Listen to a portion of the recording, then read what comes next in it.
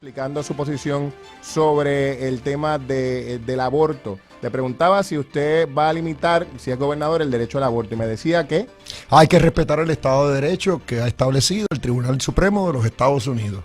Es claro, reconoce que las mujeres tienen unos derechos, particularmente al comienzo de sus embarazos, en ese primer trimestre, a terminar el embarazo. Y eso es el Estado de Derecho. Yo entiendo que eso hay que dejarlo así.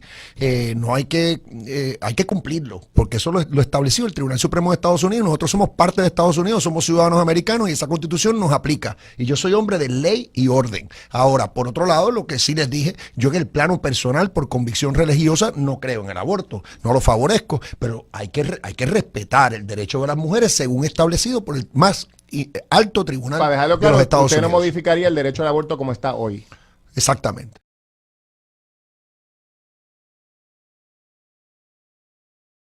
Have you ever heard, I'm pro-life, but I don't want to impose my beliefs on others?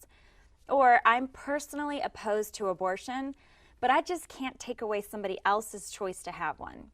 The reality is, if we acknowledge that abortion takes the life of a human being, then we should be opposed to all abortions.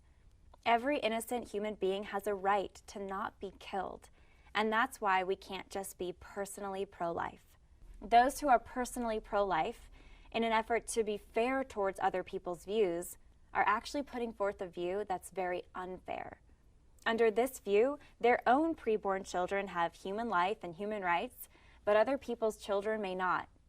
If a person is going to be personally pro-life and grant their own preborn children the right to life, then shouldn't they grant that right to every other preborn child?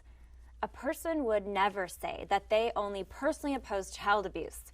They never say, well, I would never abuse a child myself, but I can't take away a parent's right to abuse their own kids. It wouldn't make any sense. But if the preborn are human beings, then abortion is the ultimate form of child abuse. Or imagine if somebody said, I'm personally against slavery, but I wouldn't stop anybody else from owning slaves. Or I'm personally against the Nazi Holocaust, but I can't stop somebody else from persecuting Jews. We'd think they were terribly confused or even cowardly. The right to life is the #1 right that we the people have promised to protect, along with liberty and the pursuit of happiness. If our laws do not protect the right to life, then they're failing their most basic function. So it's actually impossible to be just personally pro-life. We either believe in the right to life for all human beings, or we don't. Some of those who call themselves personally pro-life think that to oppose abortion means taking away the rights of other people. But that's completely upside down. No one should think that they have the right to kill an innocent human being, especially if that human being is their own child. To oppose abortion is to protect children from having their most fundamental rights taken away.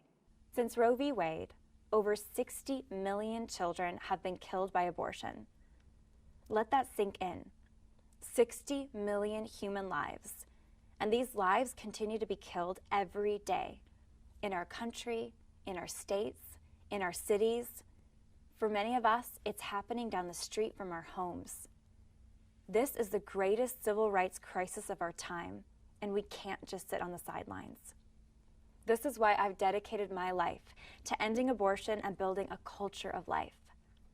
All of us need to do everything that we can to protect innocent life, from educating one another on the reality of life in the womb, to exposing the horror of the abortion industry, to giving charitably to support new mothers and fathers, to ministering outside of abortion mills, to opening our homes to children that need foster care or adoption.